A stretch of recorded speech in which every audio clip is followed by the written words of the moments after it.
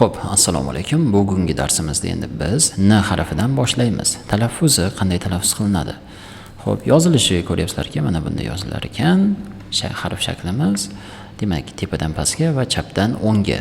Bu harfimiz o'zbek tilida n tovushini beradi. Hamma joyda n deb talaffuz qilinadi, o'qiladi. Unli harflarning o'rtasida ham, so'z boshida ham, pachimda ham kelgan holatida, demak, n tovushini beradi. Faqatgina l tovushi bilan birga kelganida sal o'zgarishlar bo'ladi. Bu haqida keyingi darslarimizda albatta o'rgatib boraman. Xo'p, shunday ekan, masalan, bitta misol ko'rsatib beraman. San so'zi s a n. Demak, pachimda kelayotgan mana bu harfimiz nima deb talaffuz qilinyapti? N deb, ya'ni s a n. Oddiy yozilyapti. Mana o'qilishi ham har doim bir xil tovush bergani uchun juda oson harf. O'rganish uchun keyingi harfga o'tamiz. Yaxshisi l harfi. Yozilishi biroz murakkab bo'lishi mumkin. Chapdan o'ngga, tepadan pastga, ikkinchisi esa chapdan o'ngga yana va tepadan pastga, keyin chapdan o'ngga. Tovushi qanaqa o'zbek tilida qanday tovushlarni beradi? Juda ham ehtiyot bo'lishimiz kerak. Ustozlarimiz o'rgatadiki, chunki o'zi aslida bu harfimiz ikkita tovushni berishi mumkin. R ni berishi mumkin, keyin L ni berishi mumkin. L bilan R tovushini berishi mumkin. Xo'p, qachon L tovushini, qachon R tovushini berish haqida hozir gaplashamiz endi. Demak, so'z boshiga keladigan bo'lsak, masalan, lamyon so'zini olamiz. Lamyon. O'zi qoida bo'yicha ramyon deyish kerak, lekin ochiqchasiga qattiq r emas, ramyon demaymiz. Ramyon yoki lamyon. L ga yaqin r. Demak, L plus R aralashmasi bilan aytishimiz kerak bo'ladi. Shunda qandaydir lamyon desak bo'ladi. Aksariyat karslar og'zakida gaplashganimizda ko'p holatlarda L ga yaqin qilib aytishadi buni. Demak, so'z boshida L ga yaqin R. Shunchaki lamyon, ramyon emas, lamyon yoki lamyon. Ochiqchasiga ham L emas, lamyon. Shunda L deganimizda tilimiz tishga tegishi kerak emas. Lamyon.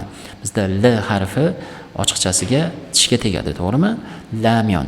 Lekin bu holatda masalan, og'iz bo'shlig'ini mana bunday tasavvur qilsak va mana bu qismida tishlarimiz bor deb tasavvur qilsak-da, tilimiz mana bu tishga tegishi kerak emas. Tishga tegmasdan mana bu tangnayni o'ziga tegib talaffuz qilinishi kerak. Shunda lamyon. Tishga tegmasligi kerak. Shu holatda eslab qolamiz.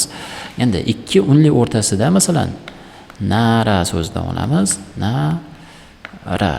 Bu yerda ham tishga tegmasdan nara r harfi o'zi bilamizki tishga tegmaydi va tangnayni o'zida talaffuz qilinadi. Shunda ham ochiq r emas, sal yumshoqroq r deb aytiladi. Nara deb, demak bu yerda nara deb talaffuz qilinsa, a yumshoqroq r a nara. Lekin nara deyilmaydi. Ba'zi ingliz tili so'zlari bor. Boring deyishadi. R ni r deb talaffuz qiladigan holatlar bo'ladi, lekin karis tilida bunday emas. Albatta r deb talaffuz qilish kerak, faqat yumshoqroq talaffuz qilish kerak xolos. Va pachimda kelgan holat bo'yicha gaplashadigan bo'lsak, masalan, tal so'zi bor. T a l. Demak, tal degani oy degani. Xo'p, bu yerda endi pachimda kelyapti, ko'ryapsizlar. Pachimda kelgan holatda 100% l deb talaffuz qilinadi. L, tal.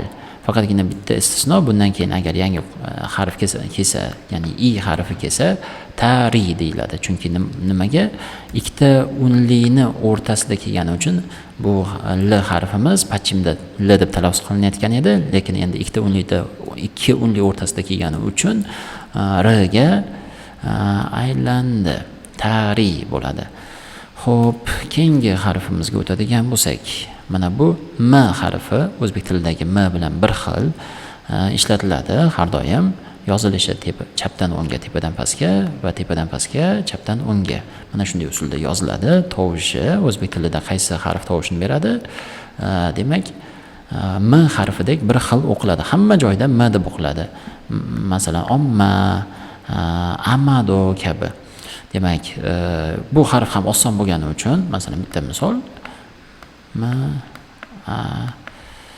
ma deb yozsak, ma deb o'qiladi shunday. Chunki bu ma harfi, bu esa a. Har doim bir xil o'qiladi, so'z boshida, oxirida, o'rtasida farqi yo'q. Faqat mana bu harfimiz haqida gaplashamiz endi, chunki buni sal qoidalariga ega bo'lgan harf, ya'ni mana bu dumaloq yoziladi. O'zi bu harfimiz bittagina tovushni beradi xolos. Nga tovushini berishi mumkin yoki o'qilmaydigan holati bo'ladi. Qachon nga tovushini beradi? Qachonki esingizda bo'lsa, bitta bo'g'inda pachchim kelish holati bo'lardi. Mana bitta birinchi harf, ikkinchi harf deylikda yonida.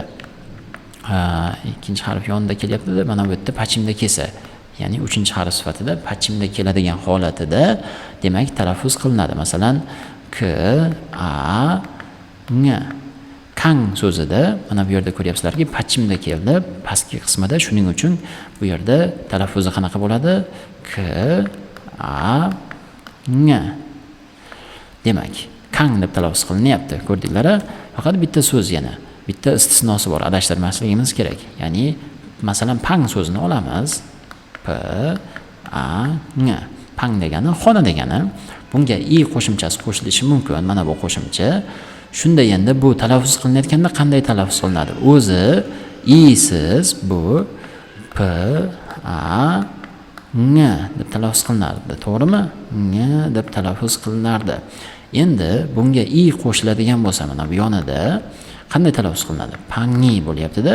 Shunda biz talaffuz qilganimizda mana bu g ni alohida aytmaymiz. Pangi demaymiz hech qachon. Qanday aytamiz? Pangi, ni deb talaffuz qilinadi. Pangi emas. Pangi deb qo'ysak, demak xato talaffuz qilamiz. Talaffuz qilgan bo'lamiz. Pangi deb aytish uchun buni biz mana bunday bo'lish kerak bo'ladi. Masalan, mana bu yerda demak nima bo'lish kerak bo'ladi? G, i bo'ladi. Pangi bo'lish kerak bo'ladi. Buni g deb talaffuz qilishimiz uchun. O'zi bu hech qachon g talaffuzini bermaydi, faqat ng talaffuzini beradi. Shunga e'tibor beramiz. Xo'p, yana bitta holat.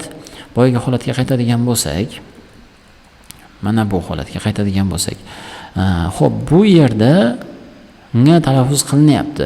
Lekin nima uchun mana bu yerda kelayotgan ng ni talaffuz qilmayapmiz? Sababi koreys tilida bo'g'inda doim birinchi harfimiz undosh bilan boshlanishi kerak va ikkinchisi unli bo'lishi kerak. Shunaqa so'zlar bor koreys tilida. Boshida, so'z boshi unli bilan boshlanadigan so'zlar bor. Masalan, omma so'zini olamiz.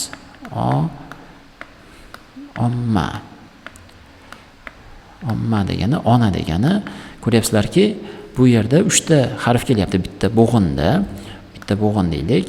Demak, mana bu yerda bitta bo'g'inda birinchi harf sifatida ng kelyapti, ikkinchisida esa a kelyapti, uchinchisida esa m kelyapti. Ya'ni uzr, ikkinchisida o kelyapti. Shunda mana bu yerdagi m harfimiz bor-ku, mana bu ng harfimiz talaffuz qilinmayapti. Sababi qoida bo'yicha demak har bir bo'g'in undosh bilan boshlanishi shart. Va lekin shunaqa holatlar bo'ladiki, ba'zi bo'g'inlarimiz unli bilan boshlanadigan holat bo'ladi. Masalan, omma so'zi kabi. Demak, so'zimizdagi o'qilishi mana buni o'zi o, m, a deb o'qilsa, omma deb o'qilsa, demak, so'zimizning boshidagi birinchi harfimiz nima? O, unli. Lekin unlini o'zini hech qachon yoza olmaymiz koreys tilida. Mana bunday yozish xato bo'ladi. Buni olib tashlaydigan bo'lsak, mana bunday yoza olmaymiz. Albatta, ng harfi bilan birga yozilishi kerak. Demak, qisqa qoida qilib qisqa qilib tushuntiradigan bo'lsam, unli harflarni o'zini yozadigan bo'lsak, albatta yonida mana bular bilan yozishimiz kerak. U, demak, hech qachon unlini o'zini yozmaymiz. Mana shu dumaloq ng harfini yordamga olamiz, lekin bu yerda a degan joyimizda a deb talaffuz qilinadi va mana bu ng harfi talaffuz qilinmaydi. Qoidamiz shu.